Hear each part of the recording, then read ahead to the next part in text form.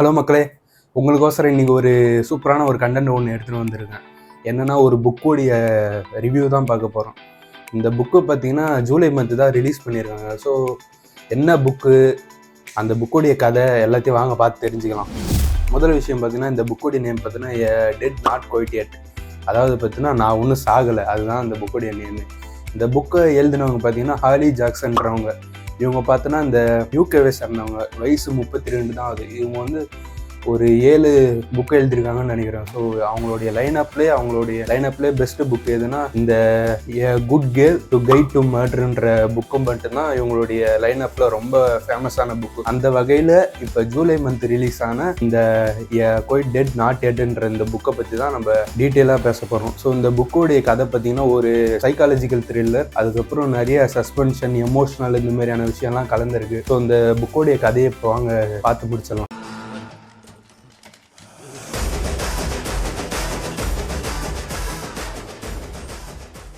இந்த புக்கோடைய கேரக்டர் மொத்தம் மெயினான ஒரு கேரக்டரை பற்றி சொல்லிடுறேன். இதில் வந்து ஹீரோயின் பார்த்தீங்கன்னா ஜெட் மாசன்ற ஒரு லேடி. அவங்களுக்கு வந்து வயசு 27. அதுக்கப்புறம் அவளுடைய பாய் ஃப்ரெண்டு நேம் வந்து கிரீஸ்.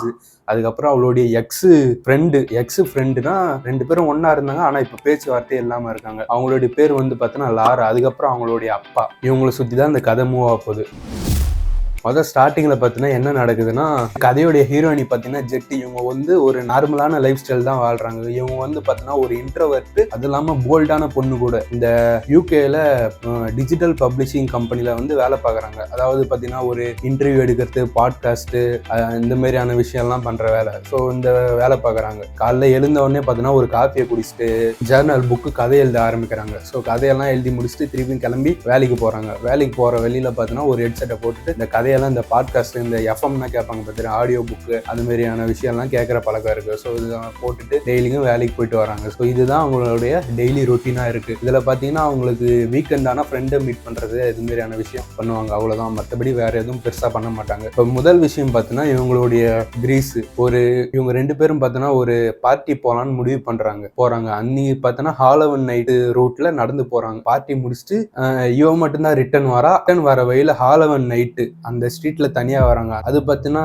ஹாலோவின் நைட்டுனா வேற ஒன்றும் கிடையாது. இந்த பூசணிக்கால இந்த ஹாலிவுட் படத்தெல்லாம் பார்த்துருப்பீங்க. அந்த பூசணிக்கால பார்த்தீங்கன்னா அந்த ஃபேஸ் எல்லாம் இருக்கிற மாதிரி கட் பண்ணி வச்சிருப்பாங்க. அந்த மாதிரியான லைட் செட்டப்லாம் இருக்கிற ஸ்ட்ரீட்ல அவங்க தனியா நடந்து வராங்க. நடந்து வர வழியில பார்த்தீங்கன்னா பின்னாடி இருந்து ஒருத்தவங்க யாரோ அவளை அட்டாக் பண்ணிட்டாங்க. அட்டாக் பண்ண உடனே அவ என்ன பண்றா, மயக்கம் போயிட்டு கீழே விழுறா. அதுக்கப்புறம் அடுத்த நாள் விடுது, கண்ணை திறந்து பார்க்கறா, ஐசியூ வார்டில் பெட்ல அட்மிட் ஆயிருக்கா. தலையில ஒரு பேண்டேஜ் எல்லாம் போட்டிருக்கா. அவளை சுத்தி வந்து டாக்டர் எல்லாம் சீரியஸா டிஸ்கஷன் பண்ணியிருக்காங்க. அவளுக்கு ஒண்ணுமே புரியல. அதுக்கப்புறம் அவளுக்கு சுயநினைவு வந்தோடனே டாக்டர் அவகிட்ட விஷயத்த சொல்ல ஆரம்பிக்கிறாங்க. உங்களுக்கு பார்த்தீங்கன்னா இந்த எனிரிசம்ன்ற ஒரு ப்ராப்ளம் இருக்கு. ஸோ அதாவது என்னன்னா, பிரெயின்ல ஒரு ரத்த கட்டி இருக்கு, அது எப்போ வேணா வெடிக்கலாம். ஸோ நீங்க பார்த்தீங்கன்னா ஒரு 7 நாள் தான் உயிரோட இருப்பீங்க அப்படின்னு ஒரு டாக்டர் ஒரு கெடு. அவ என்ன பண்றா, எதுவுமே சொல்லாம பார்த்தீங்கன்னா திருப்பி அந்த பெட்ல படுத்துக்கிட்டு அதுக்கப்புறம் படுத்துட்டு வெளியே பார்க்கறா. அவளுக்குள்ள பயங்கரமான திங்கிங்.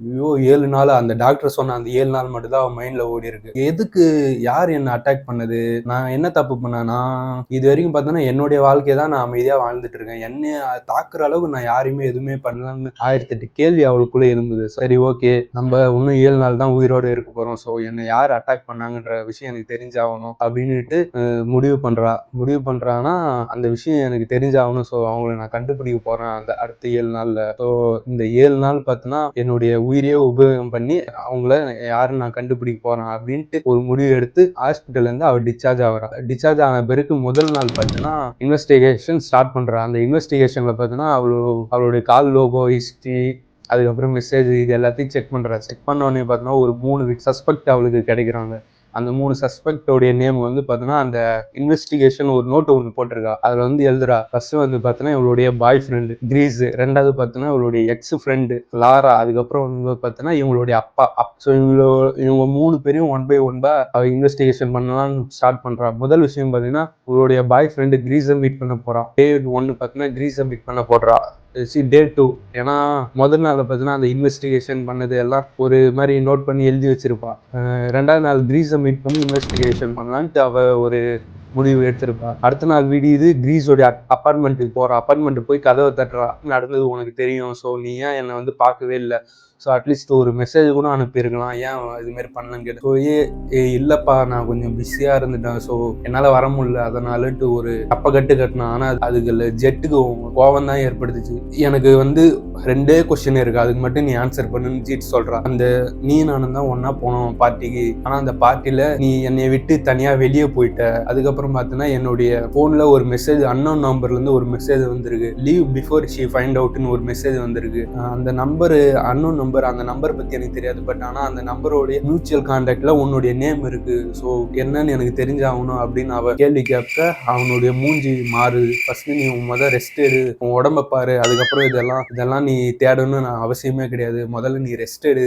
அவகிட்ட என்னென்னமோ சொல்லி அவளை மைண்டை டைவெர்ட் பண்றான். ஆனா அவ தெளிவா இருக்கா, ஓகே உண்மையை என்கிட்ட இருந்து மறைக்கலாம், ஆனா என்னோட இன்வெஸ்டிகேஷன் வந்து யாருமே தப்ப முடியாது, நான் உண்மையை கண்டுபிடிச்சே தீருவேன் அப்படின்ட்டு வேக வேகமா கிளம்பி போறா. அடுத்த நாள் டே 3ல பார்த்தீங்கன்னா அவளுடைய ஃப்ரெண்டை மீட் பண்றா. அந்த ஃப்ரெண்டை பத்தி லைப்ரரியில ஒரு கேன்டீன்ல உட்காந்துட்டு இருக்கா. வேகமா போய் அவ ஃப்ரெண்டை மீட் பண்றா. ஃப்ரெண்டு வர லாரா வந்து ஷாக்கிங்கா எந்திரிச்சு பாக்குறா. வேற நடந்தது உனக்கு தெரியும், பட் நீ என்ன பார்க்கவும் வரல, ஒரு மெசேஜ் கூட பண்ணல, ஏன்னு கேள்வி கேட்கறான். இல்லப்பா எனக்கே நிறைய பிரச்சனை போயிட்டு இருக்கு ஸோ அப்படின்னு சொல்றா. என்ன உனக்கு பிரச்சனை அப்படின்னு கேட்கறா ஜெட். அதுக்கு இவ சொல்றா, கொஞ்சம் ஒர்க் பிஸிப்பா, ஸோ அதனால நான் பண்ண முடியல, ஸோ கான்சியஸா வந்துட்ட பிறகு நான் உனக்கு கால் பண்ணலான்னு பார்த்தேன், பட் ஆனா அதுக்குள்ள நீயே டிஸ்சார்ஜ் ஆகி நேரா வந்துட்ட அப்படின்னு அவ சொல்றா. அதுக்கப்புறம் கிரீஸ் கேள்வி கேட்கறா. அப்புறம் எனக்கு 2 டவுட் இருக்கு. முதல் விஷயம் பார்த்தீங்கன்னா என்னை யாரும் அட்டாக் பண்ணிருக்காங்க, அது யாருன்னு எனக்கு தெரிஞ்சாகணும் அப்படின்னு சொல்றேன்.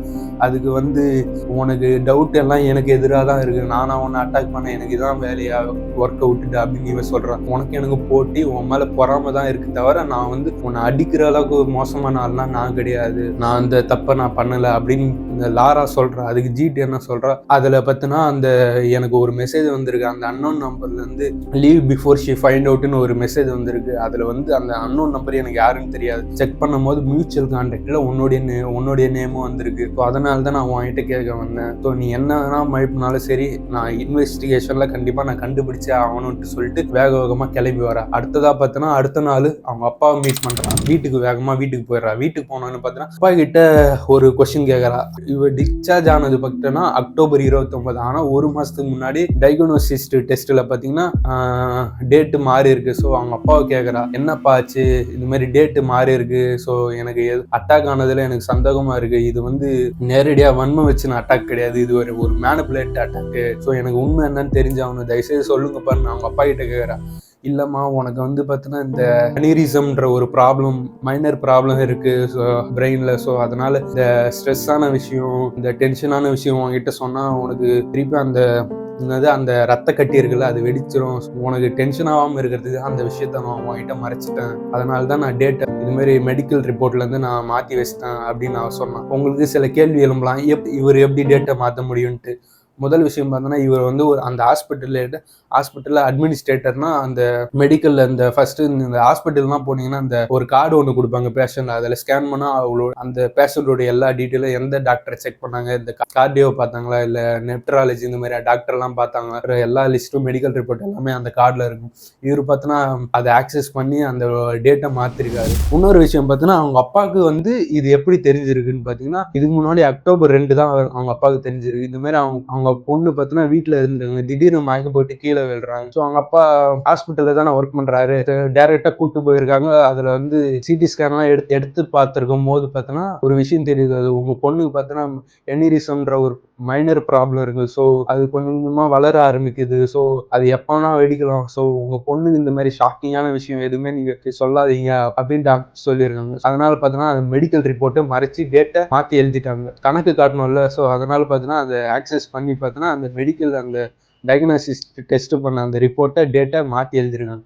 அந்த மாற்றி எழுதுனது தான் இப்போ அவளுக்கு டிஸ்சார்ஜ் ஆன டேட்டில் மிஸ்மேட்ச் ஆகிருக்கு. அதை வந்து இவ கண்டுபிடிச்சி அவங்க அப்பா கிட்ட கேள்வி கேட்டிருக்காங்க. அதனால இவங்க அப்பா இந்த விஷயத்த சொல்லியிருக்காரு. ஸோ இவங்க அப்பா பண்ணது ஒரு நல்ல விஷயம் தான். ஸோ இவங்களுக்கு பொண்ணுக்கு இந்த பிரச்சனை தெரியக்கூடாதுன்றதுக்கோசரம் இவர் இந்த விஷயம் பண்ணியிருக்காங்க. சரி ஓகேப்பா, என்னை காப்பாற்றுறதுக்கு தான் இந்த மாதிரி விஷயம் பண்ணீங்கன்னு எனக்கு புரியுது, பட் ஆனால் உண்மையான விஷயம் எனக்கு என்னன்னு தெரிஞ்சாகணும் அப்படின்ட்டு திருப்பி இன்வெஸ்டிகேஷன் ஸ்டார்ட் பண்றாரு. அதுக்கப்புறம் ஃபைனலா பார்த்தீங்கன்னா அவளுடைய வீட்டுக்கு போய் அந்த பார்ட்டியில் பண்ண அந்த சிசிடிவி ஃபுட்டேஜ் அந்த எல்லாத்தையும் இன்னமும் டீப்பாக செக் பண்ண ஆரம்பிக்கிறேன். செக் பண்ணும்போது பார்த்தோன்னா அந்த சிசிடிவி ஃபுட்டேஜில் ஒரு விஷயம் தெரியுது. என்னன்னா அவனுடைய கிரீஸ் இருக்கால, அவன் வந்து இவ்வளோ ஃபாலோ பண்ணுற மாதிரி, ஆனால் 2 பேரும் ஒன்றா தான் போனாங்க, ஆனால் ஃபாலோ பண்ணுற மாதிரி சில வீடியோஸ் எல்லாம் பார்க்க முடியுது அந்த ஃபுட்டேஜில். ஸோ என்ன இதுன்ட்டு பார்க்குறா. ஸோ கிரீஸ் மேலே இவளுக்கு மைனூட்டாக ஒரு டவுட் வருது. சரி ஓகே, நாள் விடியுது. கிரீஸோடைய அப்பார்ட்மெண்ட்டுக்கு போயிட்டு என்ன நீ தானே தலையில் அடிச்சுன்னு ஒரு கேள்வி கேட்குறா. என்ன சொல்ற, நான் எப்படி உன்னை அடிக்க முடியும், நான் உன்னை லவ் பண்றேன், நான் எப்படி அடிக்க முடியும், நீ வந்து கேட்கறான். நீ எதுவும் மழுப்பாத, எனக்கு எல்லா விஷயமும் தெரியும்.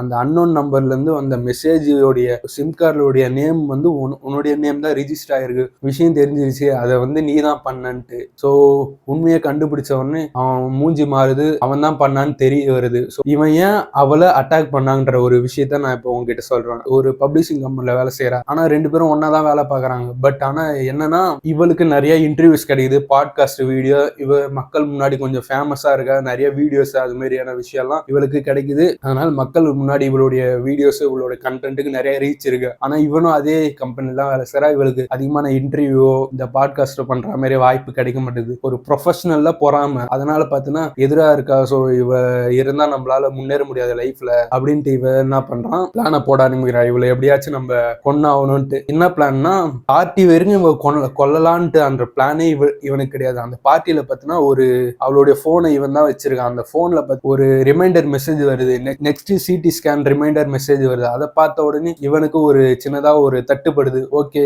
இவளுக்கு ஏதோ பிரெயின்ல ஏதோ ப்ராப்ளம் இருக்கு போல. சரி ஓகே, இந்த பிரெயின்ல இவளை ஸ்ட்ரேஞ்சர் யாரோ அட்டாக் பண்ணா இவளுக்கு அந்த இடத்துல இவ இறந்துருவா மீன்ஸ் ஏற்கனவே பிரெயின்ல ப்ராப்ளம் இருக்கு. ஸோ மண்டையில அடிச்சா இவ இறந்துருவான்ட்டு இவளை அடிச்சு நம்ம ஒண்ணுலாம். அதுக்கப்புறம் மெடிக்கல் ரிப்போர்ட்ல பார்த்தோன்னா இவ பிரெயின் இதுவாலதான் இறந்துருவான்ட்டு கேஸ் க்ளோஸ் ஆயிடும், நம்ம மேல டவுட் வராதுன்ட்டு தலைவன் இந்த மாதிரியான ஒரு பிளானை போட்டிருக்கான். அந்த மெசேஜ் பத்தி உங்களுக்கு சொல்லிடுறேன். அந்த மெசேஜ்ல லீவ் பிஃபோர் ஷி ஃபைண்ட் அவுட்னு மெசேஜ் ஒன்று அனுப்பியிருக்கான். ஏன் அந்த மெசேஜ் அனுப்பியிருக்கான் பார்த்தீங்கன்னா, இவன் மேல டவுட் வரக்கூடாது. இந்த லாரா இருக்கா பத்தியா, இவளுடைய ஃப்ரெண்டு, அவங்க 2 பேரும் தானே எனிமி. ஸோ இவளுக்கு டவுட் எல்லாம் அவன் மேலதான் இருக்கும், நம்ம மேல வராதுன்ட்டு இவளை டிஸ்ட்ராக்ட் பண்றதுக்கோசரம் பார்த்தீங்கன்னா இந்த மெசேஜ அவன் அனுப்பியிருக்கா. பட் ஆனா உண்மை எல்லாத்தையும் கண்டுபிடிச்சிடும். அந்த அபார்ட்மெண்ட்ல நடக்குது. கால் பண்ற போலீஸ்க்கு இவன் தான் என்ன தலையில அடிச்சான், ஸோ பண்ணுங்கன்ட்டு அதை இதோட முடியுது. பார்த்தீங்கன்னா ஒரு விஷயத்த சொல்றா இருக்கு ஃபைனலா கன்க்ளூஷன்ல. உண்மை பார்த்தீங்கன்னா நம்மளுடைய பக்கத்திலே இருக்கும், நம்ம ஒரு விஷயத்த நம்பி இருப்போம், அது வந்து நம்மளுடைய உண்மையை கண்ணை மறைச்சிடும் அப்படின்ட்டு ஏதோ ஒன்று சொல்றாங்க ஆத்தர். அவங்க ஊர்ல நடந்த பிரச்சனையை பேஸ் பண்ணி ஏதோ ஃபிக்ஷனல் ஸ்டோரி ஒன்று டெவலப் பண்ணிருக்காங்க. அப்புறம் என்ன ஆச்சுன்னு நீங்க கேட்கலாம். அதுக்கப்புறம் இவங்க இறந்துட்டாங்களா, உயிரோட இருந்தாங்களா, அதுக்கப்புறம் என்ன நடந்ததுன்னு நீங்க கேட்கலாம். அது வந்து பார்த்தீங்கன்னா ஆத்தருக்கே தெரியாது. என்ன ப்ரோ சொல்றீங்கன்னு கேட்டா, ஏன்னா அதுக்கு மேல அவங்க கதையை எழுதுற அந்த லாஸ்ட் அவனை கண்டுபிடிச்சதோட இந்த கதையை இந்த கன்க்ளூட் பண்ணிட்டாங்க. அவ்வளவுதான் மக்கள் இந்த புக்கோடைய கதை. இந்த ஸ்டோரி உங்களுக்கு பிடிச்சிருக்குன்னு நினைக்கிறேன். இந்த மாதிரியான லேட்டஸ்டாக ரிலீஸ் ஆன புக்ஸோடைய ரிவ்யூ சம்மரியை பார்க்க நம்ம தொடர்ந்து சேனலை ஃபாலோ பண்ணிக்கோங்க. அதுக்கப்புறம் பார்த்தீங்கன்னா இந்த மாதிரியான நாவல்ஸ் ஸ்டோரியில் இன்ட்ரெஸ்டாக இருக்கிற உங்கள் ஃப்ரெண்ட்ஸுக்கு ஷேர் பண்ணி விடுங்க வீடியோவை. அவ்வளோதான் மக்கள், இந்த வீடியோ பிடிச்சிருந்தா மறக்காம சப்ஸ்கிரைப் பண்ணி வச்சுங்க. உங்களை இன்னொரு வீடியோவில் பார்க்குறேன். நன்றி.